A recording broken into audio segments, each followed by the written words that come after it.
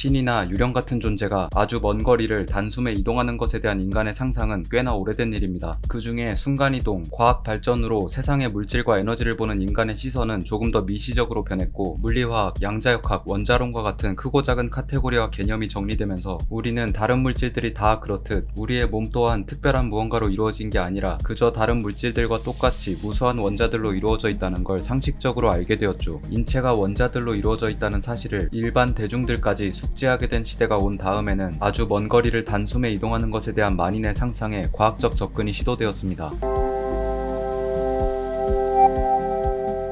1878년부터 처음으로 쓰인 용어 텔레포트는 먼 거리를 단숨에 이동하는 경이로운 기술을 공상과학적으로 설명하기 위해 사용되었는데요. 그동안 메커니즘에 대한 큰 고민 없이 마법적이고 영적인 것으로 설명되었던 순간이동의 개념을 차별화하기 위해 텔레포트는 공상과학 작가들에 의해 공상과학적 의미가 내포된 용어로 바뀌었습니다. 그래서 과학자들이 순간이동을 연구, 설명할 때도 작가들의 공상과학인 텔레포트, 텔레포테이션이라는 용어를 자연스럽게 같이 쓰게 되었습니다. 과학자들한테도 영적이고 마법적인 순간이동이랑은 차별점을 두는 용어가 필요했고, 그것에 딱 들어맞는 말이 텔레포트였다는 거죠. 텔레포트의 시작은 누군가의 인체를 옮기는 것이었지만 머지않아 인체 말고도 질량이 있는 물건을 송수신하는 개념까지 포함하게 되었습니다. 그러다가 마법적이고 영적인 순간이동도 텔레포트라고 하는 창작물이 나중에 많아졌죠. 결국 텔레포트는 생명체든 물건이든 질량이 존재하는 물질이 먼 거리를 단숨에 건너가는 것을 마법적, 과학적, 영적, 공상과학적 분야를 가리지 않고 일컫는 광의적인 용어가 되었습니다. 텔레포트의 실현 가능성에 대해서 많은 고민이 있었고, 이걸 실현할 수 있는 메커니즘에 대해선 나름 가닥이 잡힌 상태입니다. 대표적으로 두 가지 방법이 있었고, 두 방법을 실현하기 위한 여러 가지 실험과 연구 결과가 누적되고 있었습니다. 첫 번째 방법은 멀리 떨어진 두 지점이 있고 서로 연결된 양자를 이용하여 한쪽 지점에서 양자의 상태에 변화를 가하면 반대쪽에서 즉각적인 양자의 상태 변화를 볼 수 있다는 원리를 적용하는 겁니다. 그런데 사실 이게 전통적인 텔레포트의 개념처럼 양자를 먼 거리로 진짜 이동시킨 게 아니고 한쪽 양자에 의도적인 변화를 가해서 다른 쪽 양자가 의도된 상태를 갖도록 만드는 건데요. 아직 질량이 존재하는 물질과 인체라는 상호작용 덩어리인 명확한 입자에 이런 걸 적용하는 방법에 대해서는 전혀 갈피를 잡지 못한 상태입니다. 그래서 이걸 거시적인 세계에서의 인체 텔레포트에 적용했을 때의 모습도 찾아볼 수가 없었죠. 그래서 제가 직접 한번 해보겠습니다. 미시적인 관점 말고 거시적인 관점에서 인체의 텔레포트가 실현된 모습을 상상해보자면, 어떻게든 인체를 양자화하고 양자화된 인체 A와 연결된 또 다른 양자화된 인체 B를 복사합니다. 다음으로 A 지점과 B 지점에 양자화된 인체를 미리 준비해둡니다. 여기서 양자화된 인체 B는 양자역학 멀티버스 판도라의 몽 상자에 보관합니다. 참고로 양자역학 멀티버스 판도라의 몽 상자는 서로 연결된 대칭관계의 양자쌍 중 바깥쪽에 있는 양자쌍이 입자성을 가진 커다란 물체처럼 주변과 상호작용을 하게 되더라도 그걸 재해석하여 안쪽에 있는 양자와의 양자 얽힘 현상을 유지할 수 있는 아날로그 디지털 간 변복조 장치, 즉 모뎀 같은 상자입니다. 그래서 이렇게 양자화된 인체 B를 잘 보관해둔 다음 양자화된 인체 A를 입자 상태인 정상적인 인체로 되돌립니다. 그러면 양자화된 인체 B 역시 즉각적으로 상태가 바뀌거나 얽힘이 붕괴되어야 하지만 양자역학 멀티버스 판도라의 몽 상자에 들어있기 때문에 붕괴하지 않으면서도 A 지점에서 활동하고 있는 인체 A와 양자쌍처럼 연결되어 정보를 계속 갱신하게 됩니다. 그러다 A 지점에서 활동하고 있는 인체가 B 지점으로의 텔레포트를 원한다면 인체 A를 양자화하고 양자역학 멀티버스 판도라의 몽 상자에 담겨있던 양자화된 인체 B를 꺼낸 다음 양자화된 인체 A를 A 지점에 있는 양자역학 어쩌고 상자에 넣습니다. 그리고 인체 A와 연결되어 정보를 계속 갱신하고 있던 양자화된 인체 B를 입자 상태인 정상적인 인체로 되돌리면 텔레포트 완료입니다.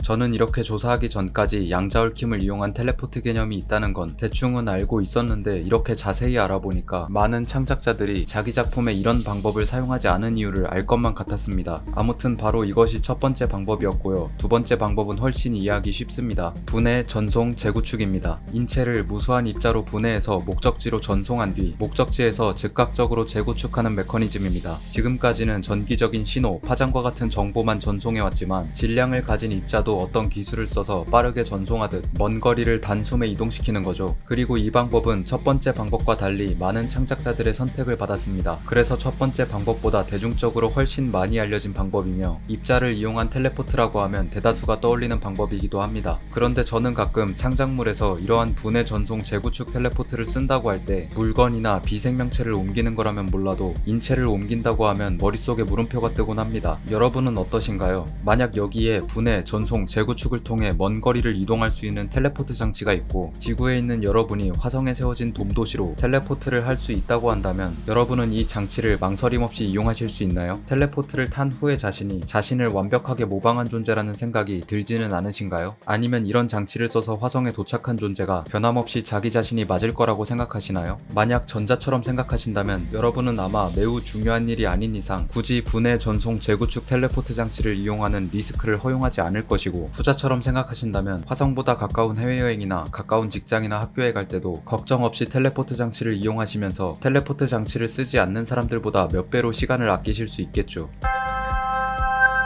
텔레포트처럼 아직은 공상과학적인 소재인 인간을 기계에 업로드하는 것도 있는데요. 마인드 업로딩이라고 하는 이 개념은 콜로서스와 애니악이 발명되기 전부터 그 뼈대가 구축되고 있었습니다. 그런데 콜로서스는 1970년대까지 대중들한테 공개되지 않은 비밀이었으니까 컴퓨터의 개념이 당시 대중들한테 본격적으로 전달되는 건 애니악을 기준으로 보겠습니다. 일단 기억을 복제하여 생물학적 인공두뇌를 만든다는 소재가 존 스콧 캠벨에 의해 1930년 사이언스 원더러 스토리스 5월호 더 인피니티 브레인이라는 제목으로 처음 등장했고, 1936년 에드먼드 해밀턴의 인텔리전스 언다잉에는 뇌에 담긴 데이터를 다른 생물학적 두뇌로 이식하는 소재가 쓰였습니다. 그러다 마침내 1955년 애니악 이후죠. 생물학적인 두뇌가 아니라 진짜 기계에 업로드하는 소재가 1955년 프레드릭 폴의 더 터널 언더 더 월드에서 최초로 묘사되었습니다. 그리고는 1956년 아이작 아시모프의 더 라스트 퀘스천에서는 다수의 자아가 업로드되고 프로그램과 합쳐져 인간과 기계로 된 융복합적인 인격체가 나타나죠. 같은 해인 1956년 아서 찰스 클라크의 더 시티 앤 더 스타스에서는 기계에 저장되어 있던 자아를 생물학적 인공 육체의 두뇌 속에 이식하는 내용도 나왔습니다. 1968년 베르틴 모르텐손의 이것이 현실이다에서는 기계에 집단 업로드된 자아로 구성된 매트릭스 같은 사회가 묘사되었죠. 이후로도 마인드 업로딩은 자주 사용되는 소재가 되어서 마인드 업로딩이라는 용어 자체는 유명하지 않더라도 그 개념은 오늘날 우리한테 제법 익숙한 소재가 되어 있습니다. 그리고 이런 소재는 나에 대한 정의를 팔도 아니고 다리도 아니고 두뇌라는 것에 기초하고 있습니다. 무슨 뜻이냐면 제 팔다리를 다른 걸로 갈아 끼운다고 해서 제가 다른 사람이 되는 건 아닐 겁니다. 제 눈을 사이버네틱스 기술이 담긴 안구로 교체하여 평생 그 눈으로 세상을 보게 된다고 해도 저의 자아는 그대로일 겁니다. 더 극단적으로 저의 신체를 모조리 소거한 다음에 두뇌만 남겨두어도 그건 제 자신이 맞을 겁니다. 하지만 저의 두개골을 열어서 제 두뇌를 다른 사람의 것으로 교체한다면 그건 명백히 제가 아니겠죠. 특히 SF를 즐기는 사람이거나 평소에 과학적 사고가 더 익숙한 사람이거나 초자연적이고 영적인 것에 대해 동의하지 않는 사람이거나 애초에 유물론적인 사람이라면 이러한 생각을 기저에 깔고 있을 가능성이 큽니다. 나는 두뇌에 있다. 두뇌가 곧 나다. 이런 생각을 가지고 있는 사람이라면 초자연적이고 영적인 이유로 고민하지 않을 겁니다. 따라서 어떤 물음에 대해 초자연적이고 영적인 고려를 일단 배제하고 시작하는 사람들은 각자 다른 방식으로 고민할 것이고, 비슷한 과정보다는 상대적으로 더 다양한 과정을 생각의 갈래로 가져갈 가능성이 큽니다. 두뇌 속에 담긴 경험, 감정, 가치관, 사고방식 등 전기적이고 화학적인 모든 신호와 구성체계를 100% 완벽하게 읽어서 기계에 넣는 마인드 업로딩.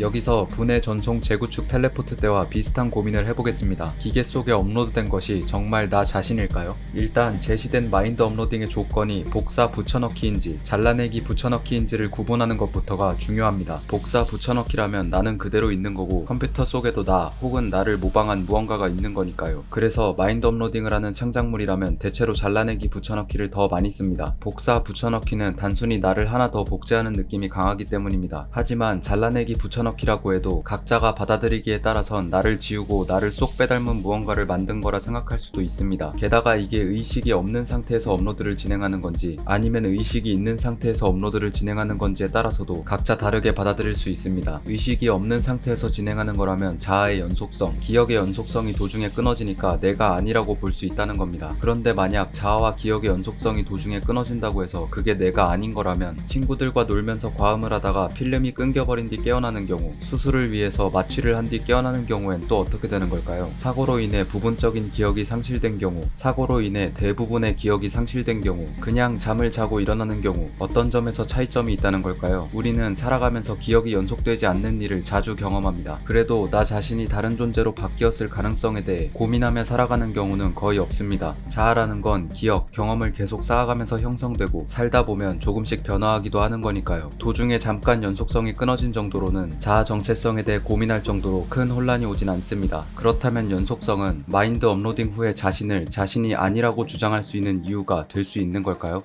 반대로 의식이 있는 상태에서 마인드 업로딩을 진행하는 거라면 어떤 느낌일까요? 쉽게 이입하기 위해서 간단한 상황을 그려보겠습니다. 미래 기술로 여러분의 생물학적 두뇌를 각각 50%로 나눠서 각각 다른 위치에 두고 뭔가 인공적인 것으로 연결하여 하나처럼 만들었다고 했을 때 그건 여전히 자기 자신이 맞다고 생각하시나요? 만약 맞다고 생각하신다면 두뇌 100%를 100조각으로, 다시 말해 두뇌를 1%씩 나눠서 연결했을 때도 여전히 자기 자신이 맞다고 생각하시나요? 만약 100조각으로 나눠서 연결한 것까지 자기 자신이 맞다고 생각하신다면 여기서 1%의 두뇌들을 조금씩 기계에 업로드하는 겁니다. 1%의 데이터를 업로드하고 업로드를 마친 생물학적 두뇌 조각은 지우고 이 과정을 반복하는 거죠. 이런 과정을 의식이 깨어있는 채로 고스란히 느낀다면 의식의 주체, 경험과 자아의 연속성 그 자체는 미싱 링크 없이 유지될 수 있습니다. 그러다 여러분이 이 과정을 51%까지 진행한 상황을 보겠습니다. 여러분의 49%는 전기, 화학적인 방식으로 데이터를 저장하는 생물학적 두뇌에 담겼고 다른 51%는 전기적인 방식으로 데이터를 저장하는 기계에 담겼습니다. 그리고 서로 다른 그릇에 담긴 데이터가 기술적으로 합쳐져서 여러분은 100%의 기억, 자아, 생각을 연속적으로 유지하고 계신 상태가 되셨습니다. 여기서 질문입니다. 계속 깨어있는 의식, 49%의 두뇌, 51%의 기계, 합쳐서 100%. 이 상황에 처한 여러분은 자기 자신이 여전히 자기 자신이 맞다고 생각하실까요? 49대 51, 여기서 마인드 업로딩이 더 진행되어 30대 70, 10대 90, 마침내 100% 업로딩이 완료되었을 땐 어떤가요? 여기에 연속성이 문제가 아니라 애초에 생물학적 죽음이 문제라는 시각도 있습니다. 일단 죽음이라는 게 뭔지부터 정의하고 가야 하는데요. 통념적으로 죽음은 생명체가 영구적으로 생명 활동이 불가능해진 상태를 뜻하는데요. 시대가 흐르면서 죽음이라는 게 영구적인 게 아니라 때로는 일시적이고 때로는 변화할 수 있는 특정한 상태로 여기는 시각이 생겨났습니다. 그래서 아직까지는 죽음이라는 걸 부정적이고 두렵고 슬프고 영구적인 것처럼 느끼지만 먼 미래에는 죽음에 대한 통념 자체가 생명체의 어떠한 상태를 뜻하는 느낌으로 바뀔 수 있습니다. 무슨 말이냐면 죽음을 동물의 겨울잠이나 씨앗의 휴면 상태처럼 자연스러운 것으로, 심각하지 않은 것으로 대하는 미래가 충분히 올 수 있다는 거죠. 그래서 분해 전송 재구축 텔레포트는 분해된 순간 자신의 상태를 어떤 상태로 보는가에 대한 고민을 할 수 있습니다. 분해된 순간에는 생물학적으로 죽은 상태이며 전송 이후 모든 원자를 원위치했다고 해도 그건 내가 죽은 이후에 나를 모방한 생명체가 다시 만들어졌다고 보는 겁니다. 마인드 업로딩의 경우라면 마찬가지로 생물학적 육체가 사라진 시점에서 죽었다고 볼 수 있습니다. 내가 기계에 업로드된 불멸의 존재가 된 것이 아니라 나는 이미 죽었고 나를 모방한 무언가가 기계 속에 저장되어서 알고리즘에 의해 자신을 나라고 착각할 뿐이죠. 또한 생물학적 죽음에 초점을 맞췄으므로 기계에 업로드된 생명체가 아니게 된 무언가가 내가 맞냐 아니냐를 따지기 이전에 애당초 0과 1로만 구성된 비생명체를 인격체로 볼 수 있는가에 대해서도 따질 수 있습니다. 그리고 이런 것은 텔레포트를 탄 존재한테, 기계에 업로드된 존재한테 직접 본인이 맞는지 물어봐도 명확한 답을 얻을 수가 없습니다.